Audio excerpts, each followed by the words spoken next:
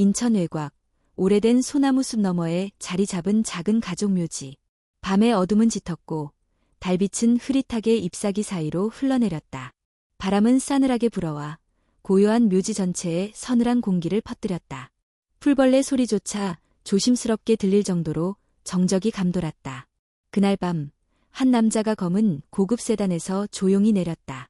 그는 짙은 새 코트를 걸친 중년의 신사였으며 말끔하지만 어딘가 피곤한 인상이었다. 그의 손엔 흰 장미 다발이 들려 있었다. 그의 이름은 한지훈. 대한민국 최대 투자기업 중 하나인 한 그룹의 회장이자 언론에 거의 모습을 드러내지 않는 미스터리한 인물이었다. 몇몇 재계 인사들만이 그가 극도로 사적인 사람이며 그 무엇보다 과거의 상처를 숨기고 살아간다는 것을 알고 있었다. 그 상처는 6해 전 세상을 떠난 그의 전 부인 서혜린이었다. 그 누구도 그녀의 죽음에 대해 확실히 알지 못했다. 지훈은 기자들의 질문을 철저히 무시했고 가족조차 입을 닫았다. 단 한 가지, 그가 매년 혜린의 기일에 조용히 묘지를 찾는다는 것만이 세간의 소문이 되었다. 그날 밤도 마찬가지였다. 그는 익숙한 걸음으로 언덕길을 따라 묘지를 향했다. 소나무의 그림자가 길게 드리워진 흙길 위로 그의 구두 소리만이 메아리 쳤다. 묘역의 입구에 다다랐을 때 그는 무언가 이상한 기척을 느꼈다. 희미하게 들려오는 목소리. 민우는 별을 만지고 싶었어요. 하늘을 날고 싶었죠. 하지만 날 수 없었어요. 낯선 아이의 목소리였다. 얇고 떨리는 음성. 그러나 문장을 읽는 어투였다. 지훈은 순간 멈춰섰다. 눈을 가늘게 뜨고 귀를 기울였다. 그러던 어느 날 아주 작은 별 하나가 민우를 향해 다가왔어요. 그 별은 말했죠. 넌 날 수 있어. 포기하지 않는다면.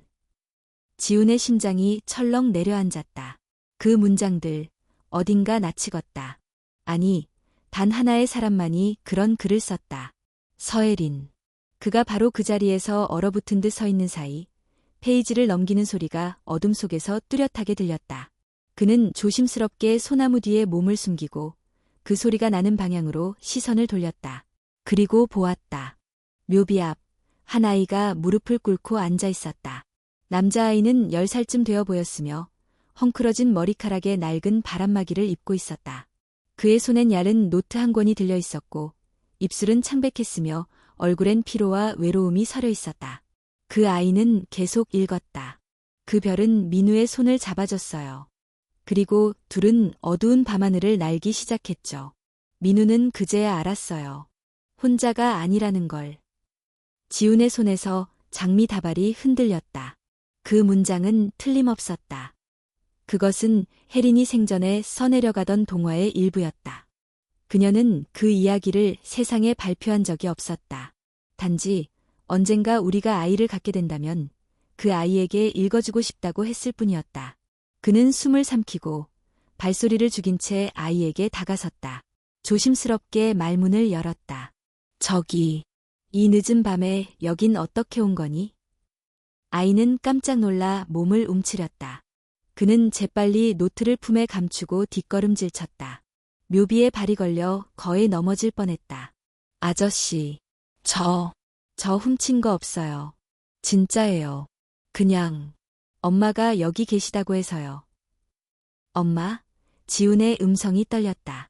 여기, 이 묘지에 너의 어머니가 계시다고? 네, 엄마가 돌아가시면 여기로 오라고 하셨어요.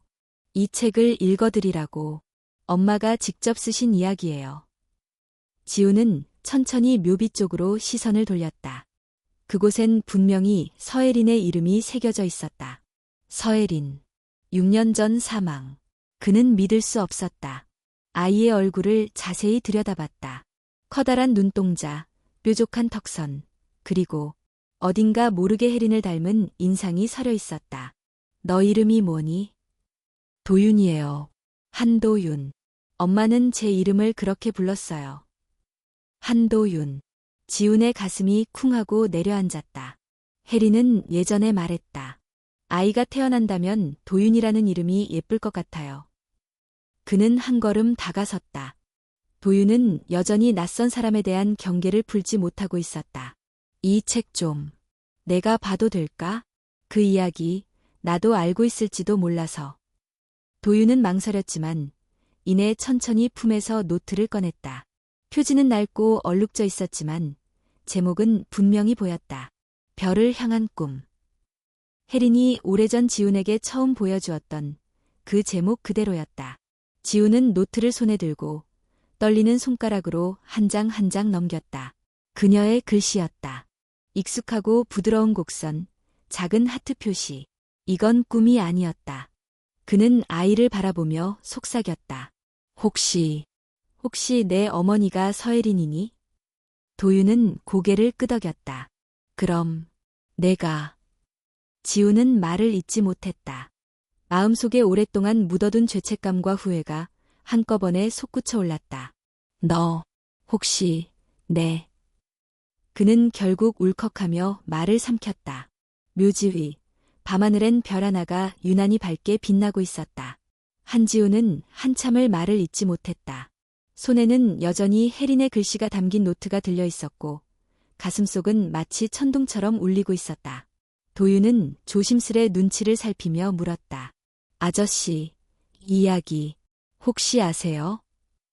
지훈은 고개를 천천히 끄덕였다. 그래, 이야기는 아주 오래전에 누군가 내게 들려준 적이 있어. 그 사람이 내 어머니였어. 도윤은 놀란 눈으로 지훈을 바라보았다. 정말요? 아저씨가 엄마를 아셨어요? 응, 아주 오랜 시간 함께 했었지. 내가 태어나기 전 이야기야. 하지만 나는 내가 있다는 걸 몰랐어. 너를 처음 본 게 오늘이야. 지훈의 목소리는 떨렸고 도윤은 그 떨림을 이해하지 못한 채 가만히 서 있었다. 밤 공기는 점점 더 차가워졌고 별빛은 소나무 사이를 흘러내리며 두 사람의 그림자를 길게 느렸다. 도윤아, 여기서 이렇게 밤을 보내는 건 위험해. 지금은 늦었지만 혹시 나와 함께 갈래? 따뜻한 밥도 있고 잠잘 곳도 있어. 도윤은 한참을 망설였다. 괜찮아요. 저 혼자도 잘 자요. 오늘은 그냥 엄마한테 이야기 읽어드리러 온 거예요. 늘 여기 와서 이걸 읽어드렸니? 네, 가끔요. 엄마가 살아계셨을 땐 밤마다 이걸 읽어주시곤 했거든요. 엄마가 아프셨는데 그때마다 이야기를 읽고 나면 좀 웃으셨어요. 그래서 엄마가 돌아가신 뒤에도 여기 와서 읽어드리면 엄마가 덜 외로우실 것 같아서요. 그 말에 지훈은 가슴이 찢어지는 듯했다. 혜린이 아팠다는 사실, 그리고 이 작은 아이가 그 기억을 안고 살아왔다는 사실이 너무도 아프게 다가왔다. 도윤아, 그래도 오늘만은 나와 함께 가자. 내가 원하면 내일 다시 여기에 데려다 줄게. 지금은 너무 추워. 감기라도 걸리면 안 되잖아. 아이의 얼굴에는 경계심과 주저함이 교차했다. 하지만 결국 그는 조용히 고개를 끄덕였다. 알겠어요. 오늘만요. 지훈은 도윤의 작은 손에 살짝 손을 얹었다. 작고 차가운 손. 이토록 약한 존재가 지금껏 혼자 세상을 버텨왔다는 사실에 그는 입술을 깨물었다. 차로 돌아오는 길, 도윤은 뒷좌석에 조용히 앉아 있었다. 두 손으로 여전히 노트를 품에 안고 있었다. 지훈은 룸미러로 그 모습을 바라보며 생각에 잠겼다. 혜린, 도대체 무슨 일이 있었던 거야? 왜 나에게 아무 말도 하지 않았던 거지? 이 아이를 혼자 남기고 그렇게. 차는 조용히 서울 시내를 향해 달렸다. 도심의 불빛이 점차 가까워졌고 새벽의 기운이 서서히 감돌기 시작했다. 도착한 곳은 한지훈의 자택, 강남 한복판, 대대로 내려온 고급 저택이었다. 경비원들은 익숙한 듯 인사를 했고 도윤을 본 순간 놀란 눈으로 바라보았지만 지훈은 아무 말 없이 고개를 끄덕이며 아이를 데리고 안으로 들어갔다. 도윤은 집안의 화려함에 말을 잃었다. 대리석 바닥, 천장까지 뻗은 샹들리에 고급 가구들이 늘어선 거실. 그는 벽에 등을 대고 조용히 숨을 죽였다. 편하게 있어도 돼. 아무도 너를 쫓아내지 않아. 지훈은 아이를 위해 따뜻한 차를 준비하게 했고 도윤은 조심스레 찻잔을 들었다. 너 요즘 어디서 자고 있었니? 여기저기요. 서울역 근처, 어떤 나른 공원. 아주 추운 날은 고물 창고 같은 데서요. 도와주는 사람들도 가끔 있었어요. 혼자였어? 네, 엄마가 돌아가신 이후엔 계속요. 친척도 없고 엄마도 본명은 알려주지 않았어요. 그냥 혜린이라고만 했고 도윤이라는 이름도 엄마가 지어준 거예요. 제 진짜 이름이 뭔지도 몰라요. 지우는 가슴이 먹먹해졌다. 혜린이 자신의 이름을 숨기고 세상과 단절한 채 살아가야 했던 그 시간들이 눈앞에 그려졌다. 너 학교는 다녀봤니? 어릴 때 잠깐. 그땐 엄마가 일하셨고 제가 혼자 집에 있을 때도 있었어요. 근데 나중엔 아파지시고 나서 학교도 못 갔어요. 도윤은 차를 조심스럽게 홀짝이며 말을 이었다. 엄마가 돌아가시던 날 마지막으로 제 손을 잡고 그러셨어요. 너는 언젠가 꼭 그 이야기 끝까지 읽어야 해. 그때쯤이면 너를 알아보는 사람이 올 거야. 전 무슨 뜻인지 몰랐는데. 도윤은 천천히 지훈을 바라보았다. 혹시 그 사람이 아저씨세요? 지훈은 대답 대신 눈을 감았다. 모든 것이 너무 늦게 시작된 듯한 후회가 파도처럼 밀려왔다. 아저씨, 엄마한테 무슨 일이 있었는지 아세요? 지훈은 아이의 질문에 말없이 고개를 저었다. 하지만 이젠 꼭 알아야겠구나. 그리고 너에 대해서도 너의 존재가 왜 이렇게 늦게 내게 온 건지 반드시 알아내야 해. 그는 조용히 자리에서 일어섰다. 자, 내 방을 준비해 줄게. 편히 쉬고 내일은 우리 내 이야기를 조금 더 나누자. 도윤은 조용히 고개를 끄덕였다. 그리고 방으로 들어가기 전 마지막으로 물었다. 아저씨, 엄마랑 정말 사랑했어요? 지우는 대답을 망설이지 않았다. 그래. 누구보다도 깊이, 진심으로. 도윤은 미세하게 미소를 지었다. 그날 밤, 지우는 책상에 앉아 오래된 서랍을 열었다. 거기엔 혜린이 남긴 몇 장의 편지와 오래전 함께 찍은 흑백 사진이 들어있었다. 그는 사진을 손에 들고 조용히 속삭였다. 혜린아, 우리 아이가 너를 닮았어. 정말 많이. 그렇게 깊은 밤, 한지훈의 집에선 오랫동안 닫혀있던 시간의 문이 서서히 열리기 시작했다. 다음 날 아침, 한지훈은 새벽 일찍 눈을 떴다. 평소처럼 회사 일정이나 투자 보고서를 검토하는 대신 그는 조용히 거실로 나와 소파에 앉아 있었다. 그의 앞엔 전날 밤 꺼내 둔 오래된 사진과 편지들이 놓여 있었다. 사진 속의 혜리는 밝게 웃고 있었다. 대학 시절 둘이 함께 미술관 앞에서 찍은 사진이었다. 혜리는 그때도 손에 스케치북을 들고 있었고 지우는 그 옆에서 묘하게 긴장한 미소를 짓고 있었다. 그의 눈에 띈 편지 한 장. 지훈아, 넌 너무 완벽해서 가끔은 숨이 막혀. 나는 내 곁에 서기엔 부족한 사람일지도 몰라. 그래도 넌 내가 가장 많이 웃었던 사람이야. 우리 언젠가 진짜 가족이 될 수 있을까? 그는 손끝으로 글씨를 더듬었다. 이 편지는 그녀가 떠나기 전 마지막으로 남긴 것 중 하나였다. 그 순간 조심스레 계단을 내려오는 발소리가 들렸다. 도윤이었다. 그는 어색하게 인사를 건넸다. 안녕하세요, 아저씨. 잘 잤니? 네, 방이 너무 따뜻했어요. 지우는 미소 지으며 아침 식사를 준비하던 가정부이 씨에게 눈짓했다. 곧 테이블 위에 죽과 반찬이 차려졌고 도윤은 조심스레 자리에 앉았다.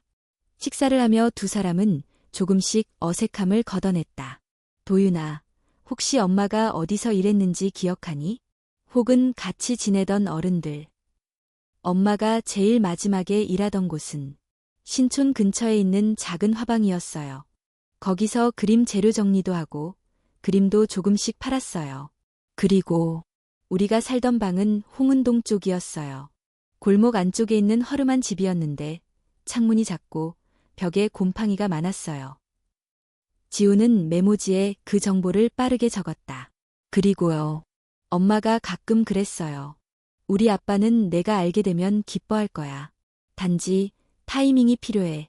그게 무슨 뜻인지 저는 몰랐어요. 지우는 한참을 말없이 그 말을 되새겼다.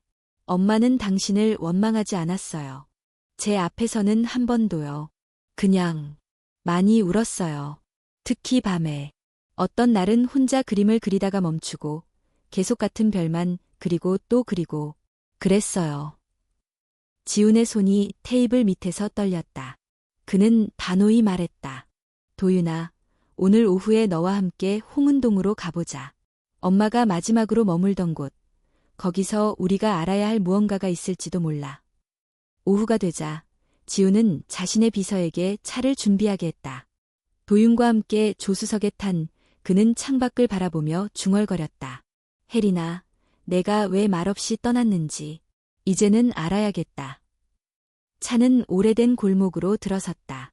과거와 단절된 듯한 좁은 골목 끝, 녹슨 간판이 달린 작은 화방 앞에 멈췄다. 도윤은 주변을 두리번거리다 말했다. 여기 맞아요. 저기 저 붉은색 창문이 보이죠? 저희가 살던 방이었어요. 두 사람은 조심스레 건물 안으로 들어섰다. 주인을 찾자 나이 지긋한 여성이 나와 그들을 맞이했다. 그녀는 도윤을 보자마자 눈을 크게 떴다. 어머, 너, 설마 혜린 씨 아들. 도윤은 고개를 끄덕였다. 어머님, 혹시 혜린 씨에 대해 이야기해 주실 수 있을까요? 저는 그녀의 과거를 알고 싶습니다. 그녀가 남긴 아이의 아버지로서. 그녀는 한숨을 내쉬며 의자에 앉았다. 혜린 씨는 참 조용하고 고운 사람이었어요. 처음엔 누가 봐도 사연 있어 보였죠. 임신한 채로 나타났을 때 집도 없고 친척도 없다 했어요. 그저 아이만은 무사히 낳고 키우고 싶다며 이 방을 빌렸죠. 혹시 그녀가 왜 혼자였는지 그 이유를 들으신 적 있나요? 처음엔 말하지 않았어요. 그런데 어떤 날 밤에 울면서 술에 취해 이런 말을 했어요. 내가 감히 그 집 아들을 사랑한 게 죄였나 봐요. 그 집 어머니는 내가 흙탕물이라 했어요. 지훈의 얼굴이 창백해졌다. 그 집 어머니. 라면, 혹시. 그녀는 한씨 집안이라고 했어요. 큰 기업을 운영하는 집이라면서 자기 이름도 감추고 아이 이름도 알려주지 않았어요. 그저 그림을 그리며 버티다가 결국 병을 숨기고 있다가 쓰러졌죠. 병이라면? 위암이었어요. 말기에 가까웠죠. 치료도 제대로 못 받았어요. 아이만 걱정하다가 결국은. 그녀는 말을 잇지 못하고 눈을 닦았다. 지훈은 그 자리에서 주저앉을 뻔했다. 그녀는 저를 원망했을까요? 아니요. 오히려 당신을 위해 떠났다고 했어요. 그 사람은 나를 지키기엔 너무 많은 걸 짊어진 사람이에요. 라고. 그날 지훈은 도윤과 함께 혜린이 살던 방을 둘러보았다. 낡은 벽에 여전히 연필로 그려진 별무늬들이 남아있었다. 구석진 책장 속에서 그들은 또 하나의 노트를 발견했다. 혜린의 글씨였다. 만약 내가 이 세상에 없을 때 누군가 이 글을 본다면 제발 도윤이를 지켜주세요. 이 아이는 세상에 태어날 자격이 있는 아이예요. 그 무엇보다도 소중한 아이예요. 지훈은 노트를 들고 도윤을 향해 돌아섰다. 도윤아, 넌 혼자가 아니야. 너는 내가 얼마나 늦게 알았는지 모를 만큼 소중한 아이야. 도윤은 눈을 떨구고 한참을 침묵하다가 조용히 말했다. 엄마가 항상 말했어요. 언젠가는 날 알아봐줄 사람이 올 거라고. 그게 아저씨였어요. 지훈은 아이의 어깨를 감싸 안았다. 그 순간 창밖엔 비가 내리기 시작했다. 마치 지난 세월을 씻어내리듯 조용하고도 깊은 빗소리였다. 비가 그치고 흐릿한 햇살이 골목 사이를 비추기 시작했다. 한지훈은 도윤과 함께 천천히 걸었다. 그들은 방금 혜린이 생전에 머물던 집을 정리하고 나오는 길이었다. 지훈의 손에는 그녀가 남긴 두 번째 노트와 몇 장의 스케치가 들려 있었다. 차에 타자 도윤이 조심스레 입을 열었다. 아저씨, 아니, 회장님, 아니. 지훈 아저씨라고 불러도 돼. 아직 익숙하지 않겠지만 부담 갖지 않아도 괜찮아. 도윤은 잠시 망설이다가 조심스레 말했다. 혹시 제가 정말 아저씨의 아들이라면 그걸 증명할 수 있을까요? 지훈은 고개를 끄덕였다. 할 수 있어. DNA 검사를 하면 확실해져. 사실 그게 내 머릿속에도 계속 맴돌고 있었어. 감정적으로는 내가 내 아들이라고 느껴지지만 현실적으로도 명확히 해야 해. 며칠 후 지우는 조용히 비밀리에 DNA 검사를 진행했다. 샘플은 도윤과 지훈 본인. 검사 결과는 이틀 만에 나왔다. 결과는 확실했다. 99.98% 일치. 한도윤. 그는 한지훈의 친자였다. 그날 밤 지훈은 조용히 도윤을 불러 소파에 앉혔다. 도윤아, 결과가 나왔어. 도윤은 긴장한 눈으로 고개를 들었다. 넌 내 아들이 맞아. 의심할 여지가 없어. 내 피가 내 안에 흐르고 있어. 말을 마친 지훈의 눈에 눈물이 고였다. 도윤은 그 말을 듣고도 한동안 아무 말이 없었다. 그러다 작은 목소리로 물었다. 그럼 전 이제 진짜 가족이 된 거예요? 그래. 이제는 더 이상 낯선 아이가 아니야. 넌 내 가족이고 내 아들이야. 내가 원한다면 내 성을 따라도 돼. 한도윤. 이 이름도 엄마가 지어주신 거예요. 그런데 한씨라는 게 이렇게 이어질 줄은 몰랐어요. 도윤은 눈가를 훔쳤다. 그리고 나직이 말했다. 이제야 알겠어요. 엄마가 왜 늘 기억하라고 했는지. 제 이름을, 이야기를, 별을. 그게 결국 아빠에게 닿게 하려고 한 거였죠. 그날 밤 지우는 한참을 잠들지 못했다. 그는 서재에서 혜린의 사진을 바라보며 혼잣말을 했다. 혜린아, 너와 나 사이엔 많은 오해가 있었어. 그 오해들이 널 죽음으로 몰고 간 걸까? 아니면 내가 너무 무심했을까? 그는 편지를 다시 읽었다. 이 세상 어딘가에 지훈이가 여전히 웃고 있길 바라. 내가 없어도 잘 살기를 바라. 그리고 내가 남긴 아이가 언젠가 그에게 닿기를. 편지를 쥔 손이 떨렸다. 그는 결심했다. 다음 날 아침 지훈은 회사 일정을 모두 취소했다. 비서에게도 특별 지시를 내렸다. 이번 주는 모든 외부 일정 취소하겠습니다. 집중해야 할 일이 있습니다. 그리고 바로 법무팀장과 연락했다. 한도윤이라는 이름의 소년을 내 법적 자식으로 등록하려 합니다. 절차를 신속히 진행해 주세요. 필요하다면 재확인용 DNA 검사도 공개할 수 있습니다. 법무팀장은 놀랐지만 더 묻지 않았다. 이미 지훈이 결심하면 누구도 되돌릴 수 없다는 걸 알고 있었다. 그날 오후 도윤은 서재에서 조심스럽게 노트를 펼치고 있었다. 혜린이 남긴 이야기, 그리고 자신이 이어 쓰고 싶은 이야기. 지훈이 들어와 옆에 앉았다. 그 노트, 자주 보는구나. 네, 엄마가 쓰신 이야기지만 아직 끝이 없잖아요. 그래서 제가 마저 쓰고 싶어요.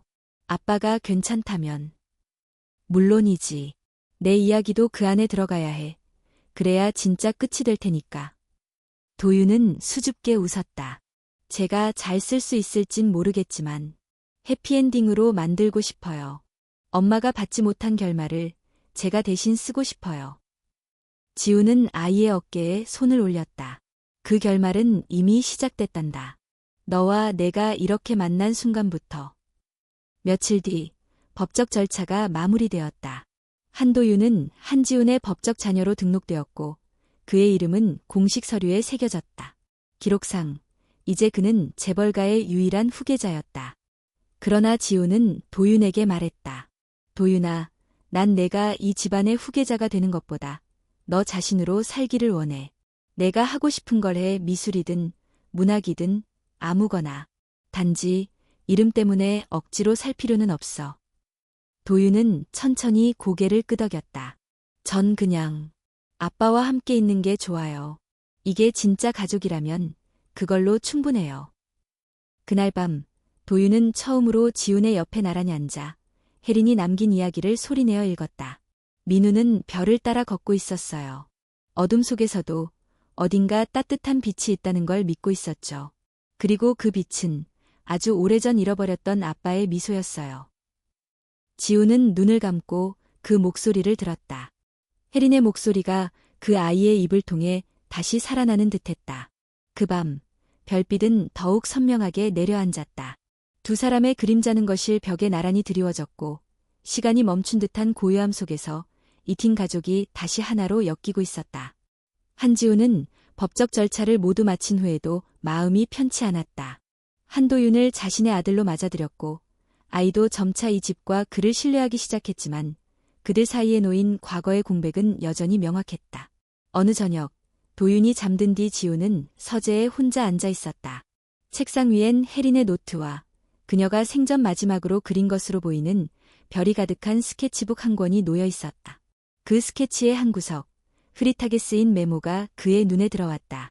내가 읽게 되길 바라는 이야기. 하지만 혹시 누가 본다면 부탁이야. 이 아이를 탓하지 말아줘. 그 문장은 지훈의 가슴을 무겁게 짓눌렀다. 혜린은 세상을 떠나는 마지막 순간까지 단 한 번도 자신을 원망하지 않았다는 것을 알 수 있었다. 대신 아이만은 지켜달라고 남긴 그 간절함이 가슴을 찢었다. 지훈은 결심했다. 이젠 자신이 직접 혜린의 죽음에 얽힌 진실을 마주해야 한다고. 그녀가 왜 갑자기 떠났고 아이를 숨겨야 했는지 그 모든 질문에 답을 얻어야 했다. 다음 날 그는 자신의 개인 비서에게 지시했다. 6년 전 서혜린 씨가 마지막으로 병원에 들렀던 기록을 찾아봐. 그리고 그때 그녀와 접촉했던 인물들, 그녀의 주치의나 연락처를 가진 사람들 모두 조사해. 며칠 후 비서는 조심스레 보고서를 들고 찾아왔다. 회장님, 당시 서혜린 씨는 한강성 요양병원에 입원한 기록이 있습니다. 다만 등록은 본명이 아니라 서윤이라는 가명을 사용했습니다. 그리고 그녀의 입원 수속을 도운 사람은 이 병원의 간호사였던 김정인 씨입니다. 지금은 병원을 그만두고 경기도에서 개인 간병사로 일하고 있습니다. 지우는 곧바로 김정인이라는 여성을 찾아갔다. 작은 아파트, 소박한 식탁. 김정인은 처음엔 당황했지만 지훈의 간절한 눈빛에 조용히 입을 열었다. 회장님이셨군요. 전 그분 혜린 씨와 함께한 마지막 사람 중 하나예요. 그녀는 말기 위암 환자였습니다. 상태는 이미 손 쓸 수 없을 정도였어요. 병원에서 무료로 입원할 수 있는 날도 얼마 안 남았고 혜린 씨는 매일같이 아이 걱정뿐이었어요. 지훈은 입술을 꾹 다물었다. 그녀는 말했어요. 지훈이에게 알리고 싶지만 그 사람의 가족이 나를 절대 용납하지 않을 거예요. 내가 알려봤자 도윤이는 결국 받아들여지지 못할 거예요. 오히려 상처받겠죠. 그렇게 말하면서도 매일매일 아이에게 편지를 썼어요. 기록을 남기고 싶다고 했어요. 그 편지들 혹시 아직 가지고 계신가요? 김정희는 한참을 망설이다가 안쪽 방에서 작고 낡은 상자를 꺼내왔다. 상자 안에는 혜린의 글씨로 빼곡히 적힌 수십 장의 편지가 들어있었다. 편지들 중 일부는 도윤에게, 일부는 지훈에게 쓰여 있었다. 지훈아, 이 글을 너는 아마 보지 못하겠지. 하지만 혹시나 만약에라도 우리가 다시 닿을 수 있다면 그때는 이 아이를 안아줘. 이 아이는 너와 나의 전부야. 지훈은 상자에서 한 장 한 장 꺼내며 눈물을 삼켰다. 그가 평생 단 한 번도 받아보지 못한 혜린의 마지막 말들이 거기에 담겨 있었다. 그리고 그 말들 속에는 그녀의 분노도 원망도 없었다. 오직 사랑과 후회, 그리고 용서였다. 그녀는 마지막 순간까지 회장님은 탓하지 않았습니다. 단지 너무 무거운 벽에 부딪혀 혼자 견디려 했던 거죠. 그녀가 말했어요. 지훈이의 어머니는 나를 사람 취급하지 않았어. 내 뱃속 아이를 흠이라고 불렀어. 그 말을 하면서도 당신을 미워하진 않았어요. 그 말에 지훈은 몸을 떨었다. 그는 기억하고 있었다. 그날 혜린이 아무 말 없이 떠난 날 어머니와 격렬한 언쟁이 있었고 혜린은 문을 나가며 고개를 한 번도 돌리지 않았다. 그는 다시 김정인을 바라보며 물었다. 혜린이 세상을 떠날 때 누구와 함께였나요? 저였습니다. 그녀는 조용히 숨을 거뒀고 마지막으로 도윤이의 이름을 부르며 웃었어요. 이 아이는 언젠가 별을 볼 수 있는 아이가 될 거예요. 그렇게 말하고 눈을 감았어요. 지훈은 더 이상 버티지 못하고 두 손으로 얼굴을 감쌌다. 숨이 막힐 정도의 슬픔이 가슴을 덮쳤다. 그는 자신이 무엇을 놓쳤는지, 얼마나 큰 어리석음을 범했는지를 뼈저리게 깨닫고 있었다. 그는 조용히 말했다. 도윤이에게는 이 편지들을 반드시 보여줘야겠습니다. 그 아이는 엄마의 진심을 알아야 해요. 집으로 돌아온 지우는 서재에서 상자를 꺼내 조심스럽게 닫았다.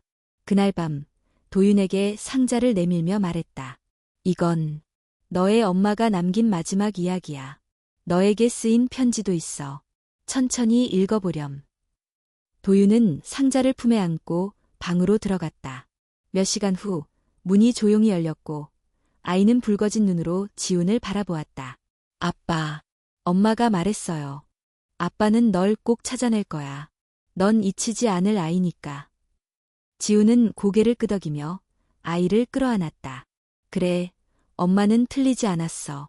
우리가 늦었지만 이제는 절대 놓치지 않을 거야. 창밖에는 어느새 별 하나가 떠올랐다. 혜린이 늘 그리던 그 별이었다. 한도윤이 혜린의 편지를 다 읽은 그날 밤, 한지우는 아이가 잠든 뒤에도 한참을 거실에 앉아 있었다. 모든 진실을 마주한 지금, 그의 내면에는 뿌리 깊은 분노와 슬픔이 교차하고 있었다. 자신은 몰랐다고, 자신도 피해자라고 말하기엔 너무 많은 것을 놓쳤다.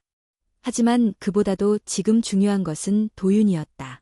이제 이 아이를 지켜야 했다. 과거의 잘못은 되돌릴 수 없지만 앞으로는 다를 수 있다는 것을 그는 알고 있었다. 며칠 뒤 지우는 도윤과 함께 법원에서 후견인 변경과 관련된 공식 절차를 마무리했다. 도윤은 이제 명실상부하게 한가의 장남으로 등록되었고 언론에도 보도되지 않은 채 조용히 신분이 정리되었다. 하지만 세상은 그렇게 조용하지 않았다. 그 소문은 결국 누군가의 귀에 들어가고 말았다. 바로 지훈의 사촌 동생 한민재였다. 그날 저녁 지훈의 집으로 민재가 불쑥 찾아왔다. 그는 문을 열고 들어오자마자 다짜고짜 물었다. 형, 이게 도대체 무슨 일이야? 도윤이라는 애 진짜 형 아들이야? 지훈은 대답 대신 그를 응시했다. 형이 지금 무슨 짓을 하고 있는지 알아? 그 애가 어디서 온 건지도 모르면서 그냥 입양해버려? 아니, 그것도 법적으로 한가의 후계자로 등록까지? 그 아이는 내 아들이다. 확인도 끝났고 그 이상 설명할 이유는 없어. 민재는 씁쓸하게 웃었다. 형, 우리가 무슨 집안인지 잊었어? 형이 감성적으로 움직이면 회사 전체가 휘청일 수 있다는 거 모르진 않을 텐데. 회사 얘기라면 더 이상 하지 마.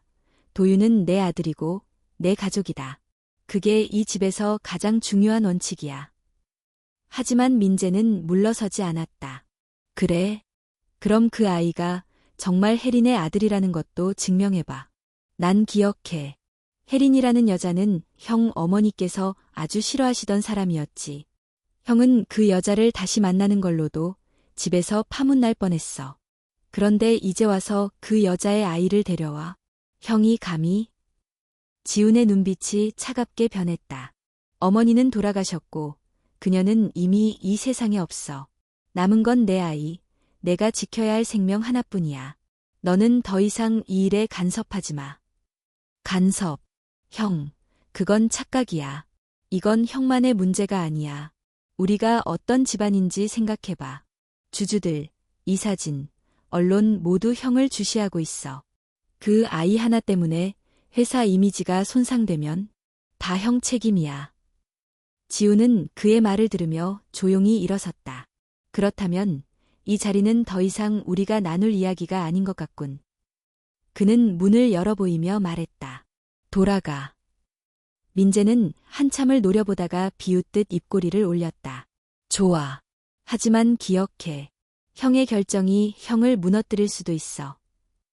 그가 떠난 후 지우는 한동안 창밖을 바라보며 침묵했다. 도윤은 2층에서 이 모든 대화를 들었다. 조용히 내려온 아이는 말없이 소파에 앉았다. 다 들었지? 지훈이 먼저 말을 꺼냈다. 도윤은 고개를 끄덕였다. 저 사람, 가족이에요? 그렇긴 해. 아버지의 사촌 형제의 아들이니까 친척이지. 근데 왜 그렇게 말해요? 마치 엄마가 더러운 사람인 것처럼.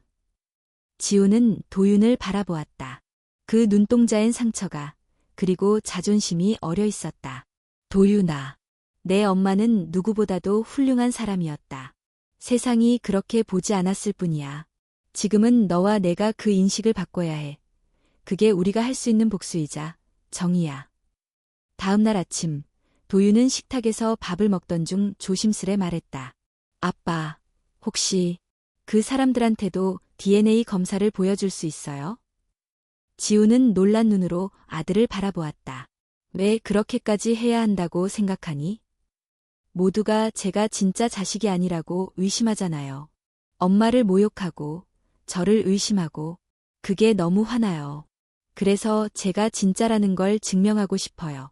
엄마의 명예를 위해서라도. 지우는 천천히 고개를 끄덕였다. 알겠어. 내 뜻을 따르게. 하지만 기억하렴. 증명하지 않아도 되는 존재가 진짜 가족이란 걸. 내가 뭘 하든 난 내 아빠야. 그날 오후 한가의 법무팀은 공식적인 재검 DNA 결과를 언론과 주주들에게 배포했다. 동시에 회사 홈페이지에도 정정 보도자료가 올라왔다. 한도윤 군은 한지훈 회장의 친자임이 과학적으로 확인되었습니다. 이에 따라 법적 상속자이자 후계자로서의 자격을 갖추고 있습니다. 몇몇 언론은 사생활 침해라는 비판을 받았지만 지우는 흔들리지 않았다. 그는 직접 회사 임원회의에 참석해 말했다. 지금까지는 회장으로서 회사를 지켜왔습니다. 하지만 앞으로는 아버지로서 제 아이를 지킬 겁니다. 회사의 이미지를 핑계로 아이의 존재를 부정하는 일은 제겐 있을 수 없습니다. 그 단호한 선언에 회의장은 조용해졌다. 그날 저녁, 도윤은 자신의 방에서 혜린의 노트를 펼쳤다. 그리고 새로운 문장을 써 내려가기 시작했다. 별은 항상 우리 위에 떠 있다. 하지만 그 별을 볼 수 있는 눈은 상처를 이겨낸 사람만이 가질 수 있다. 그의 펜 끝에서 또 하나의 별이 태어나고 있었다. 법적 친자 확인 이후 한지우는 모든 것을 감수할 각오를 했다. 외부 시선, 이사진의 불만, 주주의 속삭임까지도. 그러나 그는 단 하나만을 생각하고 있었다. 한도윤이라는 아이가 그 어떤 의심에도 흔들리지 않고 이 집안의 일원으로 받아들여져야 한다는 것. 그것이 혜린과의 마지막 약속이자 아버지로서의 책임이었다. 하지만 예상보다 빠르게 더 큰 폭풍이 몰아쳤다. 한 그룹의 창업주이자 지훈의 부친이 남긴 유언장. 아직 공개되지 않았던 그 유언장이 오랜 침묵 끝에 법적으로 효력을 발휘하게 된 것이었다. 원래는 회장의 사망 10주기 때에만 공개하기로 되어 있었으나 누군가 익명으로 법원에 유언장의 공개를 요청했고 그것이 받아들여진 것이다. 지훈은 법무팀을 통해 그 소식을 전해 들었다. 회장님, 유언장이 조기 공개됩니다. 법원의 결정입니다. 더불어 유언장에는 직계 자손 중 도덕성, 신뢰성, 후계자 자질을 갖춘 자에게 일정 지분을 우선 승계한다는 문구가 포함되어 있습니다. 그 문구는 불분명하면서도 위험했다. 누군가 이 문장을 이용해 도윤의 자격을 문제 삼으려는 움직임이 감지되고 있었다. 가장 먼저 떠오른 인물은 역시 한민재였다.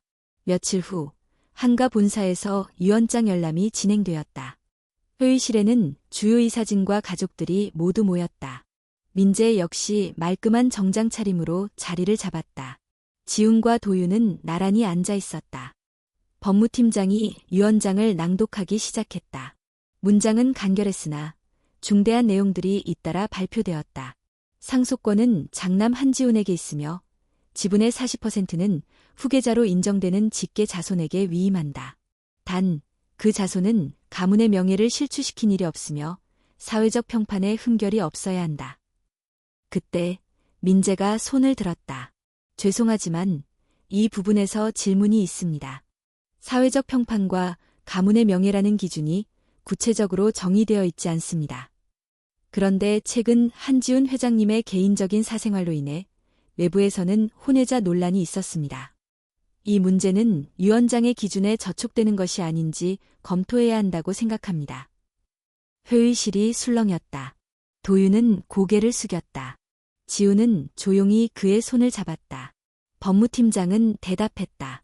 현재 법적으로 한도윤 군은 한지훈 회장님의 친자임이 입증되었으며 입양 절차도 완료되어 법적으로는 논란의 여지가 없습니다. 민재는 비웃듯 말했다. 입양, 친자. 그런 절차보다 중요한 건 이미지입니다. 재벌가의 후계자가 노숙자 출신이었다는 사실, 대중은 쉽게 받아들이지 않아요. 기업 가치는 신뢰에서 나오는데 지금 이 상황이 주주들에게 얼마나 큰 불안을 주는지 아십니까? 지우는 그 말을 듣고 더 이상 참지 않았다. 자리에서 일어나 단호하게 말했다. 그 아이는 내 아들이다. 출신이 어떻든 그것이 그 아이의 잘못은 아니다. 우리 집안이란 이유로 우리는 얼마나 많은 걸 누렸는가. 그 혜택을 누리면서 과거의 상처까지 아이에게 떠넘길 수는 없다.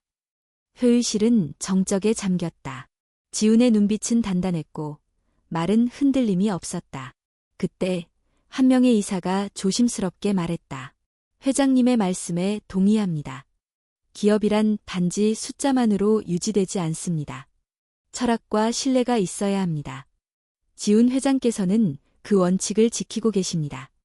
후계자 문제는 우리 이사회가 판단할 일이지만 도윤군의 존재 자체를 부정해서는 안 됩니다. 조금씩 회의실의 분위기는 바뀌기 시작했다. 하지만 민재는 마지막으로 강하게 밀어붙였다. 좋습니다. 그럼 한도윤 군이 정말 후계자로서의 자질이 있는지 공개적인 검증을 받도록 합시다. 위원장의 문구는 단지 법적인 조건이 아니라 도덕적 기준을 포함합니다. 당당하다면 피하지 않겠죠? 지우는 대답하지 않고 회의실을 나섰다. 도윤이 그 뒤를 조용히 따랐다. 엘리베이터 안에서 도윤이 조심스레 물었다. 아빠, 제가 아빠에게 짐이 되는 건가요? 지우는 아이를 향해 고개를 돌렸다. 아니, 넌 내 삶에서 가장 큰 축복이야. 누구도 그걸 부정할 수 없어. 지금 우리가 맞서는 건 편견이지 진실이 아니야. 며칠 후 도윤은 자신이 후계자로서 자질 검증을 받는다는 사실을 언론을 통해 알게 되었다. 일부 신문은 노숙자 출신 재벌 2세, 이방인 후계자의 출연이라는 자극적인 제목을 달았다. 하지만 그때 지우는 도윤에게 중요한 제안을 했다. 공식 석상에서 한번 너의 이야기를 직접 말해보는 건 어떠니? 내가 누구고 어떤 삶을 살아왔는지 사람들은 들을 자격이 있고 너는 말할 자격이 있어. 도윤은 망설였지만 결국 결심했다. 그리고 한 그룹이 주최한 청년 후원 포럼 무대 위에서 도윤은 직접 자신의 이야기를 하기 시작했다.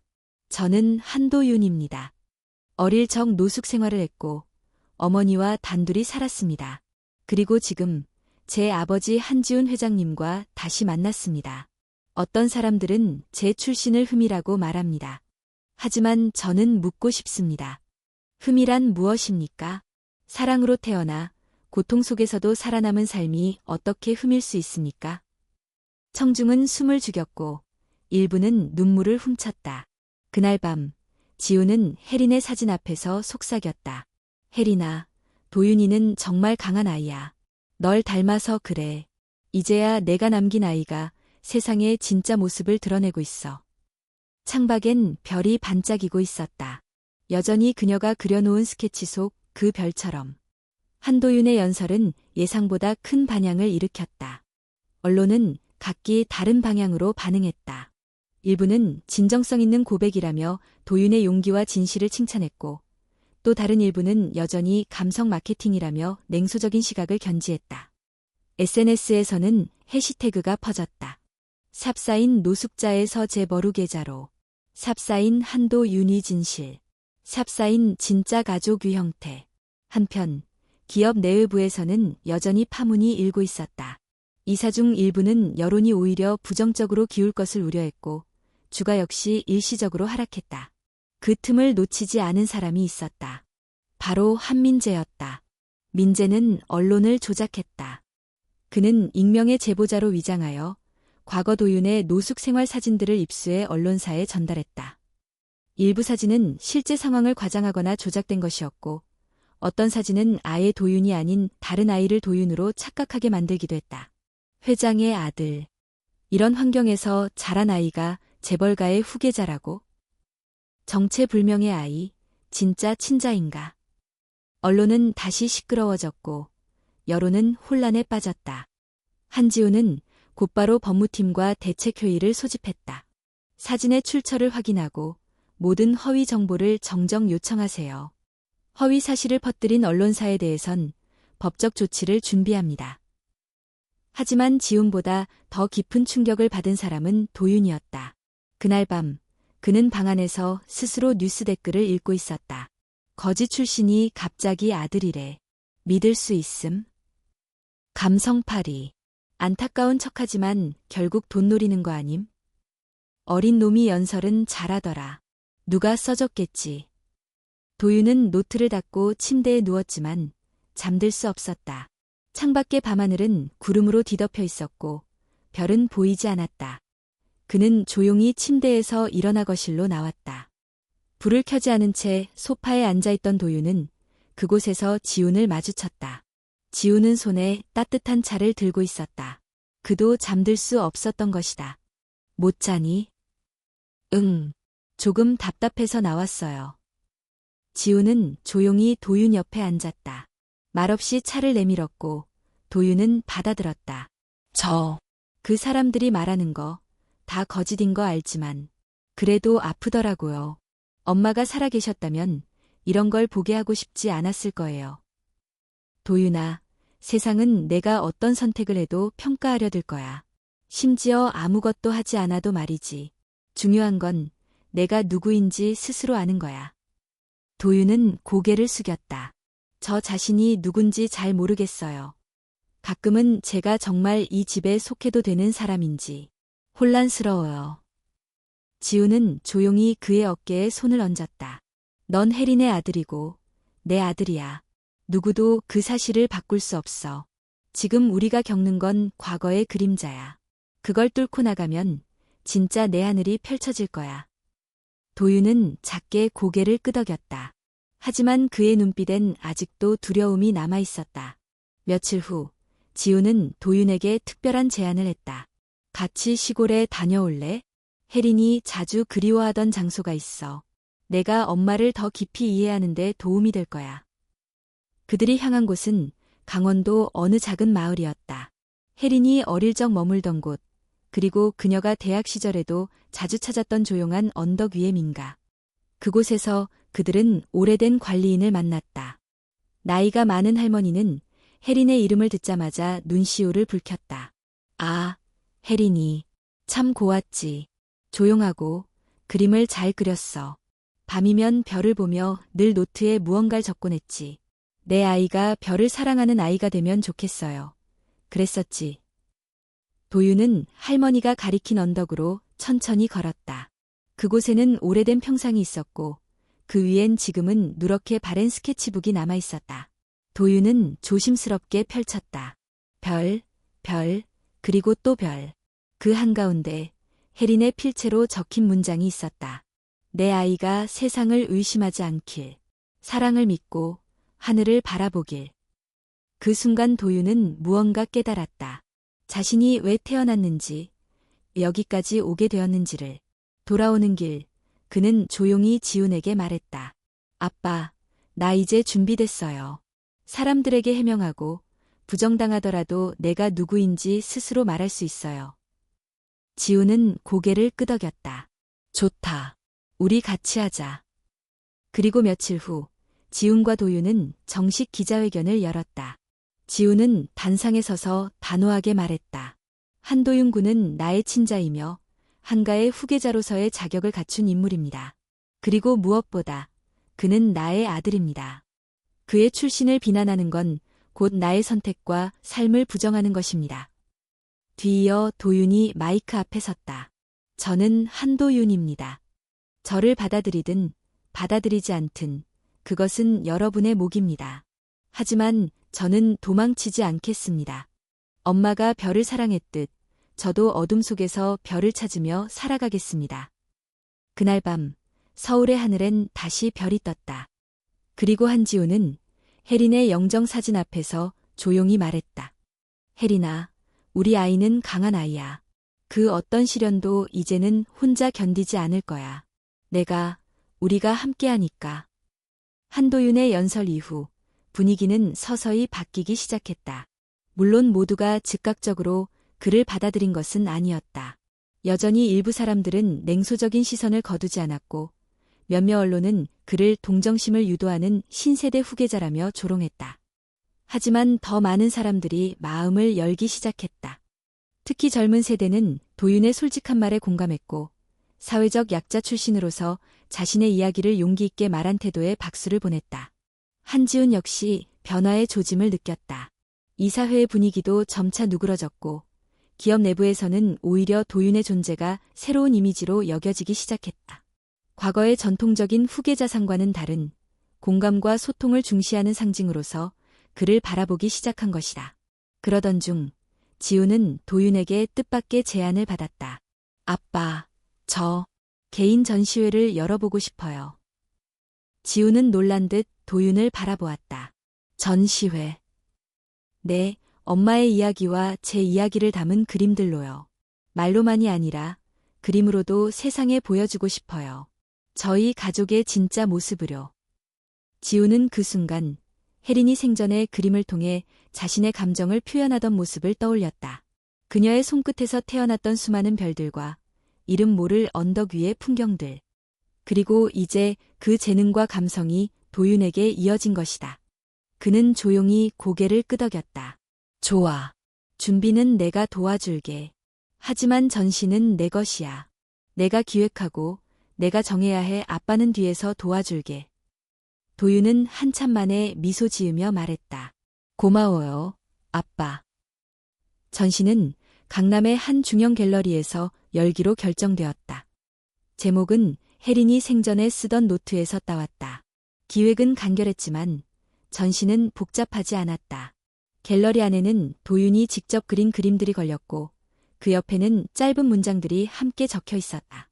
어떤 문장은 혜린의 글이었고 어떤 문장은 도윤의 것이었다. 별은 도망가지 않아. 다만 우리가 고개를 들어야 보이는 거야. 나는 다시 태어나도 엄마의 아들이고 싶어. 그림자 속에서도 빛은 숨지 않는다. 개막날 수많은 사람들이 전시장을 찾았다.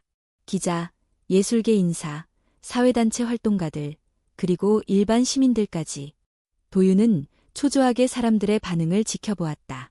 누군가는 눈물을 훔쳤고 누군가는 사진을 찍으며 조용히 끄덕였다. 한 중년 여성이 도윤에게 다가왔다. 그림이 마음을 울리네요. 저는 한부모 가정에서 자랐어요.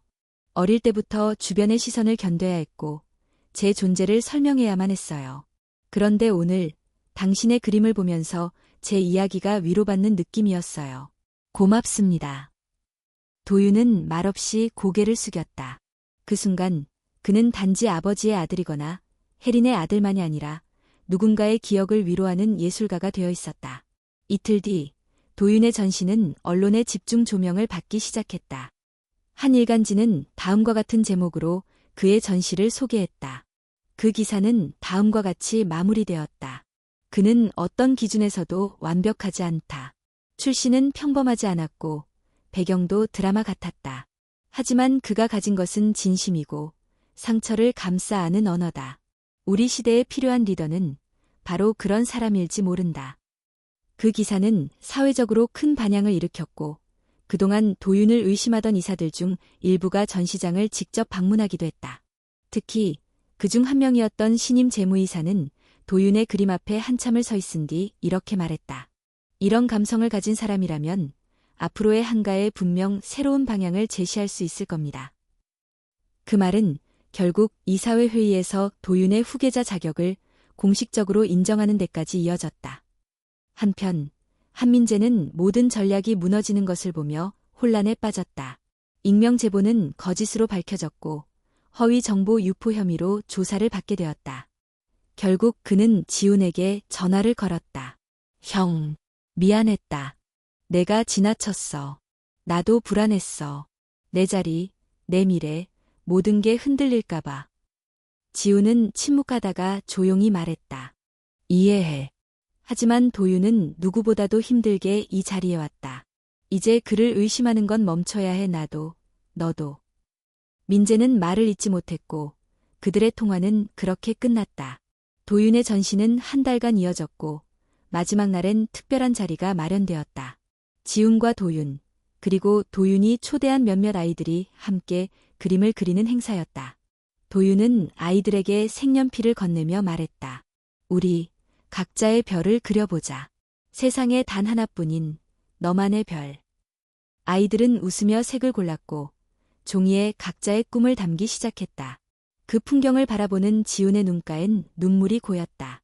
밤이 깊어지자 도윤은 혜린의 노트를 꺼내 마지막 페이지를 펼쳤다.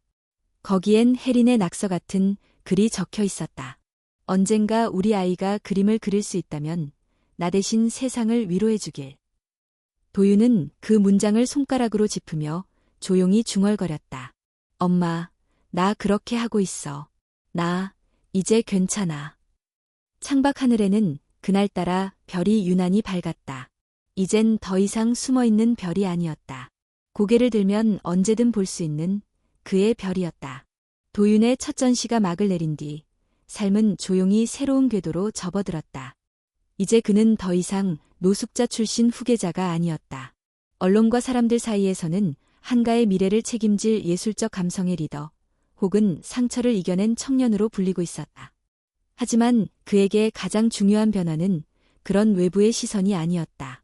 그는 이제 한지훈의 아들로, 그리고 무엇보다 서혜린의 아이로서의 자리를 완전히 받아들이게 되었다는 사실이었다. 어느 봄날 아침, 지훈은 도윤과 함께 한가의 별장으로 향했다. 그곳은 혜린과도 젊은 시절 자주 찾았던 곳이었다. 산자락에 기대 앉은 고즈넉한 공간. 도윤은 그곳의 공기를 마시며 말했다. 여기, 엄마가 어릴 적 좋아하던 곳이라고 들었어요.